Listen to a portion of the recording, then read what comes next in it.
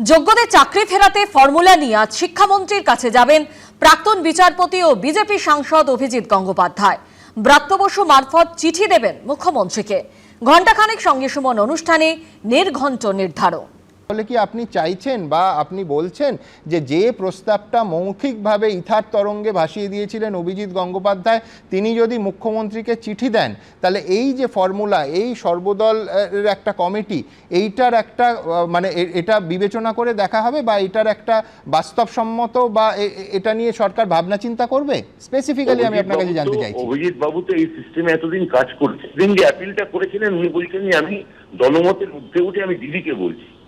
একদম এই যে দলমতের ঊর্ধ্বে উঠে দিদিকে যখন কোনো একজন মানুষ অ্যাপিল করে, তখন তার মধ্যে আসলে রাজনৈতিক রং থাকে না, তার মধ্যে একটা ব্যক্তির ছোঁয়া থাকে।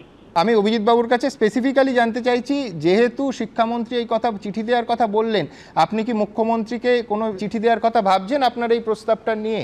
কাল সকাল 12টার মধ্যে পাঠিয়ে দেবো চিঠিটা। আচ্ছা, প্রয়োজনে আমি নিজে গিয়ে নবান্নর দুয়ারে দাঁড়াবো। এই চিঠিটা প্রয়োজনে নিজে হাতে লিখে নিয়ে বা টাইপ করে নিয়ে আমি নবান্নর দুয়ারে গিয়ে দাঁড়াবো, হাত জোর করে বলবো যে দিদি একটু দেখুন। আমি দুজনকেই অত্যন্ত ধন্যবাদ জানাবো। সেটা হচ্ছে এই মুহূর্তে সব থেকে বড় খবর, পুরোটা দর্শকরা লাইভে দেখলেন যে অভিজিৎ গঙ্গোপাধ্যায়ের এই প্রস্তাব নিয়ে চিঠি তিনি দেওয়ার একটা কথা রাজ্যের শিক্ষামন্ত্রী বললেন। অভিজিৎ গঙ্গোপাধ্যায় জানিয়ে দিলেন যে কালকে 12টার মধ্যে তিনি শুধু পাঠাবেন চিঠি তা নয়, যদি প্রয়োজন হয় সেই চিঠি নিয়ে সশরীরে নবান্নে গিয়ে মুখ্যমন্ত্রীর হাতে এই প্রস্তাব তুলে দিতে পারেন। আমি বলছি আমার ধারণা, আমার ডান দিক এবং বাঁ দিকে দুজনে আছে, দুজনের উদ্দেশ্য সমস্ত এ রাজ্যে শুভবুদ্ধি সম্পন্ন মানুষের মতো একই। সেটা হচ্ছে এই 26,000-এর মধ্যে যারা যোগ্য, আই রিপিট, যারা যোগ্য, তারা প্রত্যেকে তাদের সম্মানের সরকারি চেয়ারটা, তাদের সম্মানের জায়গাটা ফিরে পান। নিঃসন্দেহে এই বিষয়টার উপর আমাদের অবশ্যই নজর থাকবে। পুঙ্খানুপুঙ্খ প্রতি মুহূর্তের খবর আপনাদের কাছে আমি রাখবো। আমি আবার দুজনকে ধন্যবাদ জানাবো। আমি দুজনকে লাইনে রাখবো, তার কারণ অভিজিৎ বাবু, তাহলে আমি যা বলছি, যে ব্রিফ করলাম দর্শকদের, আপনি সেটাই বলছেন তো? একদম একদম তাই বলছি। আপনি যা বলেছেন, আমি কালকে সকাল 12টার মধ্যে এই চিঠি নিয়ে আমি নিজে যাব, সঙ্গে আমার হয়তো একজন সহকারী থাকবে, ব্যাস। ব্রাত্য বসুর কাছে যাব, রাজ্যের শিক্ষামন্ত্রী। নবান্নে নিশ্চয়ই ওনার চিঠি রিসিভ করার জন্য ব্যবস্থা করা হবে বা কেউ থাকবেন? আমি ওনার চিঠি যাতে মুখ্যমন্ত্রী নিজে নিতে পারবেন কিনা, আমি তো বিকাশ ভবনে বসে ওই না নিজেকে নিতে হবে না। ওনার একতলায় যদি রিসিভ, আপনি বিকাশ ভবনে বসেন, আমি তারপরে বিকাশ ভবন মুখ্যমন্ত্রীকে দিয়ে এসে তার কপিটা বিকাশ ভবনেও দিতে পারি। আপনি একটা কাজ করুন না, কারণ আমি মুখ্যমন্ত্রী দপ্তর সম্পর্কে উনি দেখা করবেন কি করবেন না, সেটা তো আমি সত্যি এখানে এখন এই মুহূর্তে বলতে পারি না। মুখ্যমন্ত্রী দেখা চাইছি না আমি। না, আমি তাহলে একটা আপনাকে প্রস্তাব দেবো, বিকল্প। আপনি আমার বিকাশ ভবনে আসুন, আপনি আমার হাতে চিঠি দিন, আমি ওই চিঠি মুখ্যমন্ত্রীর কাছে পাঠিয়ে দেবো। আমি আপনাকে কথা দিচ্ছি।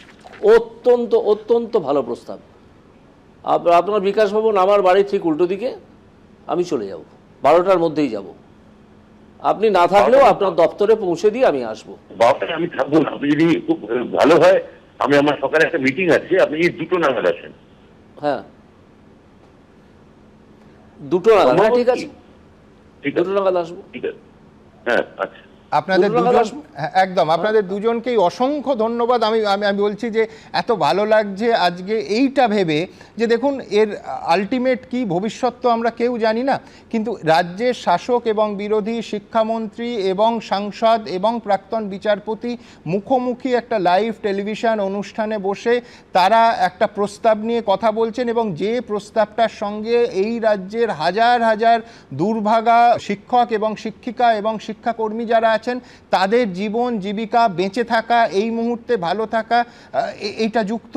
আমি বলছি ঠিক এই সদুদ্দেশ্যেই তো সবসময় রাজনীতি তো এইটার জন্যই, যে সাধারণ মানুষ, বঞ্চিত মানুষ, যারা নিপীড়িত মানুষ, যাদের প্রচণ্ড কষ্টের মধ্যে আছেন, সেই কষ্টগুলো দূর করার জন্যই তো মানুষ জনপ্রতিনিধি বাছেন, রাজ্যে বাছেন, লোকসভায় হলে কেন্দ্রের জনপ্রতিনিধি বাছেন, কিন্তু আমি বলছি কোথাও একটা মনে হচ্ছে জানেন সারা মানে প্রতিদিন তো এই সন্ধেবেলা 2 ঘন্টা 2.5 ঘন্টা ধরে এই তর্ক বিতর্ক তরজা চলে, কিন্তু কোথাও একটা সদর্থক আলো। আমি আবার বলছি যে এজলাসে বিচারপতির চেয়ারে বসে অভিজিৎ গঙ্গোপাধ্যায় সেই সময় সেই মামলায় 2022-এর 14ই জুন সুড়ঙ্গের শেষে আলো দেখতে পাননি। আজকে এই সঞ্চালকের চেয়ারে বসে কিন্তু সুড়ঙ্গের শেষে আমি আলো দেখতে পাচ্ছি, সদিচ্ছা এবং সদর্থক আলোচনার আলো। তার কারণ যে ওই ছেলেগুলো, ওই যোগ্য ছেলে মেয়েগুলো, ওরা তো আমাদেরই বাড়ির ছেলে মেয়ে, ওদের পাশে থাকতেই হবে। এবিপি আনন্দ কিন্তু এই কাজ করেই যাবে এবং দলমত নির্বিশেষে আমি চাইবো ঠিক আজকের ঘটনার মতো সবাই এগিয়ে আসুন, রাজনীতি ভুলে ওদের পাশে দাঁড়ানো, এবং এই পাশে দাঁড়ানোর চেষ্টায় কিন্তু মানুষ মনে রাখবেন।